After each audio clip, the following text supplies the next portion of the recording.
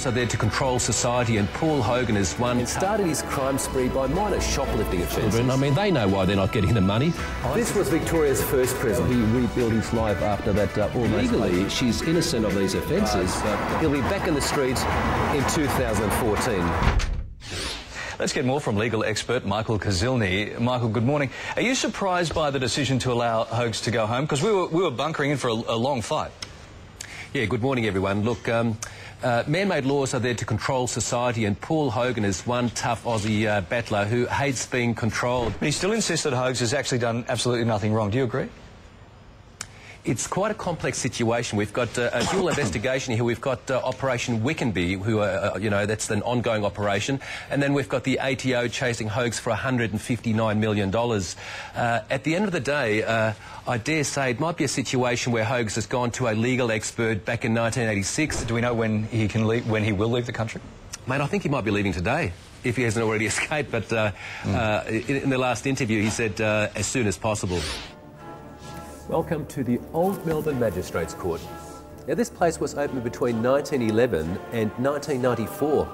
It was a regular hangout for a bloke called Squizzy Taylor. Squizzy Taylor, of course, was Australia's answer to the American gangster. He was born in Brighton in Victoria and started his crime spree by minor shoplifting offences, but then rapidly progressed to armed robberies and even murder. The only problem was that Squizzy always got his charges dropped. They say he had a lot of crooked copper mates at this very court who always spoke to members of the jury and got him off. Squizzy's luck didn't last, however. He was shot and killed in 1927 at the age of 39. Koshi, I think, once we die, it's payback time. So there's always a reason behind it why the family members don't end up with the money. Look at that US case. Those two grandchildren, I mean, they know why they're not getting the money. Ice is a real problem in Australia at the moment. They say we've got an ice epidemic. Over the last 2 or 3 years, they say we've got more than 500,000 ice users. Look around the magistrates' courts and the children's courts all around Australia, and there's so many. I'm not into statistics, but they're getting busier all the time. Kids are getting into more trouble because there's so many drugs out there now.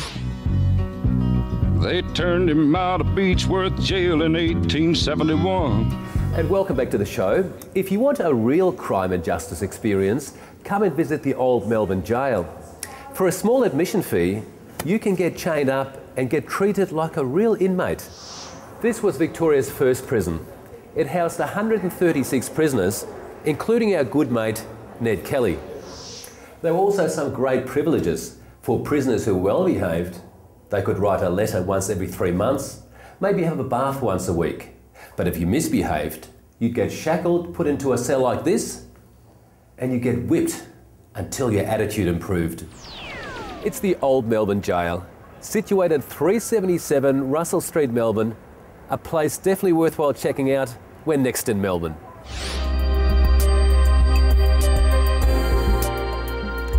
Hello, good evening everybody. I'm Michael KUZILNY. Welcome to our new show, Tough Times. Tough times never last, but tough people do. Here's an example, Damien Vitali. He'll give you some tips how he rebuilt his life after that almost fatal accident in 1997. When I spoke to Dan just before, he said I wouldn't have minded if I passed on, as long as my little ones are okay. But it was quite a horrific incident. I remember watching the media and shocked disbelief. You see all these people and you expect them to always be there. A lot of people start their drug habits in prisons, and others get supplied a continuous supply of anything they want. Now, how is that possible, prison authorities? Hi, and welcome to Street Talk. Hope you're having a lovely Saturday night. I'm here tonight with a very special person. His name is Henry Nissen, and they call him the Angel of the Streets. He's been working the streets helping the homeless for the last 40 years, and he's also a Commonwealth boxing champion. That's the only thing that saved me over the last 30 years. Henry, what made you spend all that time helping the disadvantaged and the homeless? Well, I was, I guess in a way I was a little bit homeless because in our family, my mother was a very sick lady at times and got taken away to hospital, and us children got taken away to children's homes. I was lucky my twin brother always came with me. They kept us together. Spending all this time on the streets every night, does it ever get dangerous? It does, and I've had a few close calls, Michael. However, my boxing experience has come into the forefront, and mostly I've run away. But if I've had to make punches miss, I've made them miss and then run. Henry, you've worked these streets for more than 30 years. What's your advice to young people on drugs?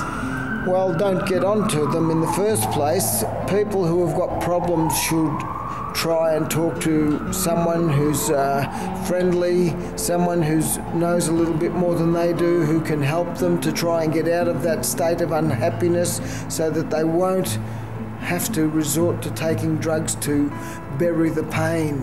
Thank you very much for coming on Street Talk tonight, and thank you very much for watching. We'll see you next Saturday night. Barrister Michael KUZILNY says the problem with the automated fine system is that real people could help correct a mistake, but why would they?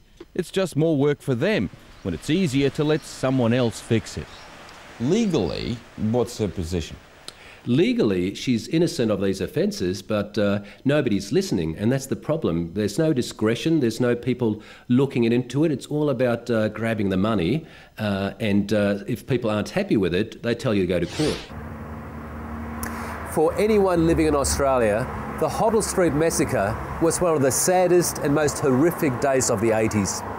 I know, because in those days I was a young police officer and one of the very first units at the scene.